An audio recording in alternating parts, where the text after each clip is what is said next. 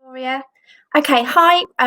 It's really weird actually presenting to a screen because I can't even see myself and I definitely can't see you. But I lead on people development across 22 academies at the Academy Transformation Trust. And I want to talk to you today about harnessing collective capacity as educators. And what I mean by that is how we can create a learning environment of structured collaboration, where educators can remain in an ongoing cognitive state of reflection.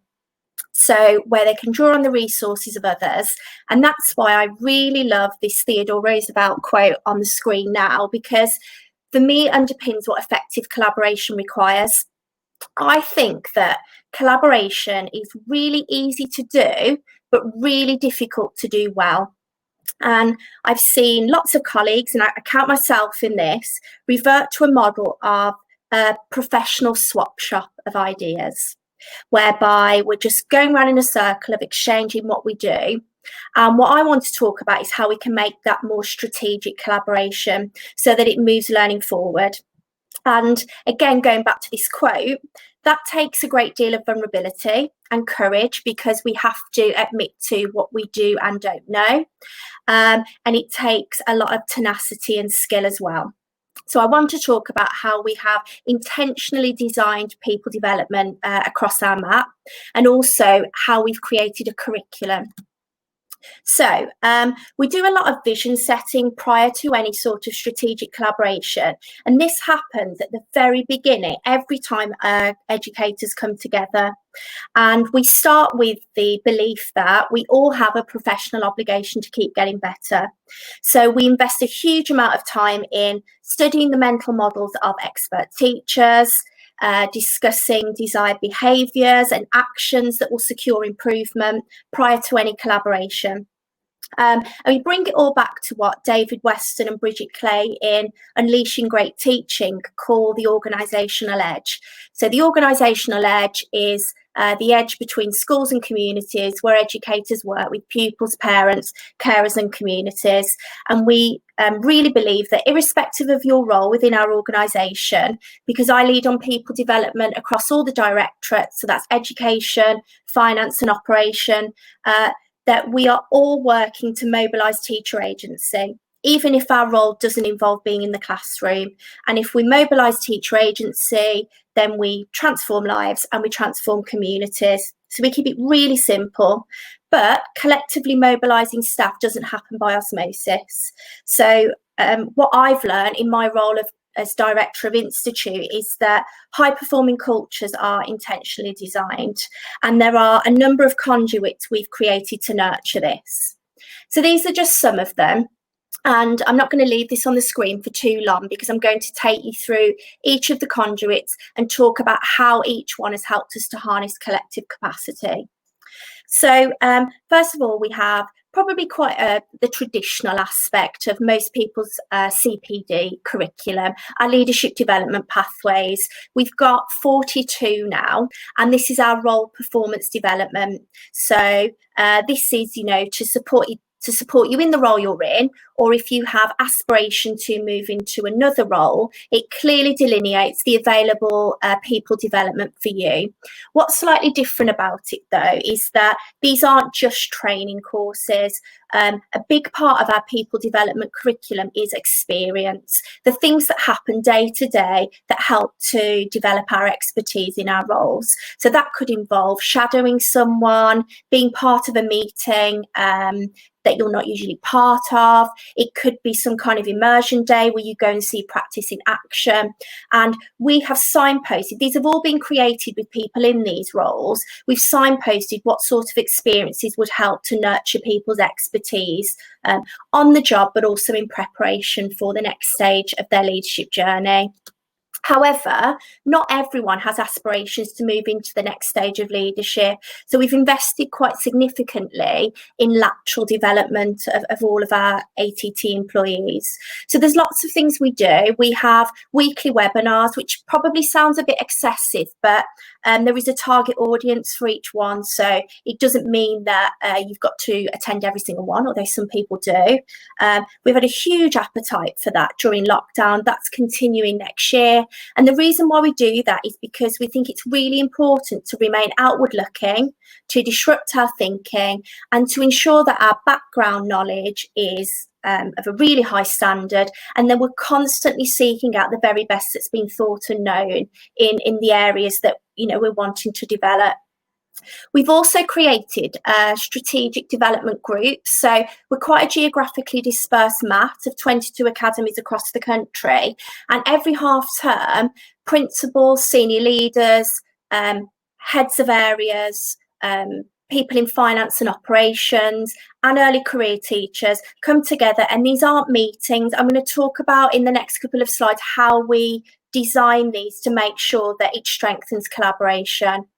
We have professional accreditation in partnership with people at Ambition Institute and SSAT. And we have 2 common people development days as well, where all 2,400 employees get together and they engage in a day of bespoke people development. I start to get a lot more grey hairs on those days because I'm responsible for planning them. We also have our sorry, I can't get my words out, put my teeth back in, asynchronous learning. So this is our blended learning brochure, and you'll just see from the contents page the types of topics we have. But this is quite a lengthy brochure of hyperlinked blogs, podcasts, websites, free courses. It's all free so that unconstrained by time and place, people can invest in areas that are of interest to them to develop their expertise. This has been hugely popular. We had 14,300 experiences from this brochure accessed by our employees during lockdown. So those were the conduits, the vehicles to harness collective capacity, but it doesn't necessarily mean that the collaboration will be strong when people come together. So we've thought very deliberately about how we can design a people development curriculum. So for us, people development is not designed as one-off disparate learning episodes. It's a curriculum where everything is connected. We put the same amount of thought into the curriculum we design for our children and young people as we do for our educators. So we consider coherence, retrieval practice, cognitive loads, spaced interleaving, and so on. And you can see there's a little snapshot. You can see a little treasure map, hopefully, at the bottom of the screen. That's just a snapshot of our our early career curriculum. And NQTs and RQTs have helped us design this. So I met with every single NQT and RQT, and we created this together. The red dotted line is the core curriculum that we all engage in. And then with them, we designed a wider curriculum of people development experiences. And then with their mentor, they're curating their own people development journey next year. We don't know what year 2 will look like because it's going to be highly bespoke. And they have a conference at the end of the year where we design the next year based on their learning. We're really inspired by Christine Council's work on crafting readiness for the curriculum, and we've applied that thinking to our people development curriculum. I believe it's a huge cognitive demand to expect people to turn up for any sort of training or collaboration and dump on them a topic and ask for their response to it. So it's really important, if we want people to feel equal in thought, that they have an opportunity to develop rich insights about that topic and really unpick it within their own context. So an expectation of anyone who is planning people development is that they will send out key thinking, any articles that they've read to help them prepare the session in advance, so that everyone arrives not necessarily equal in knowledge, but definitely equal in thought. I'm also really passionate about stirring up pedagogical activism, which is a phrase I've taken from Deborah Kidd. So again, it just gives people time to really wrestle with some of the pedagogy we're looking at and not feel like they've just got to passively take it on and try and make it work in their own classroom. I referred earlier to the danger of a professional swap shop. And we're trying to move away from this idea of just being an exchange of ideas with no movement forward. And we've been working with Sir David Carter on this, and he suggested colleagues bring along unfinished ideas or a project they've been working on or a training session they're trying to plan, and it becomes finished collectively. That's working really well because it means that everyone's got an investment in the idea, and it always gets better because you've been given an opportunity to bring together a group of experts.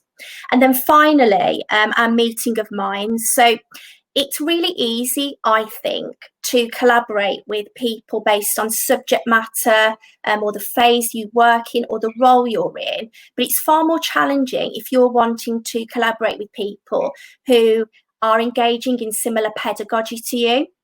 So going back to the blended learning brochure I showed you on the previous slide, because we record our engagement and evaluate our engagement in people development via Blue Sky, I export groups, so I export lists of who has been engaging in similar pedagogy, and then I introduce them to each other through like a meeting of minds forum, which means that you're not alone in going on this journey of professional learning about whatever it is you're really passionate about.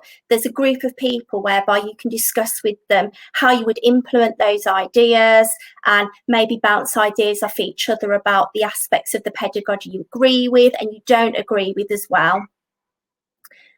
And that is it from me. I hope you found it really useful and there were some things that you could take away. It was fabulous, Abby. It really was.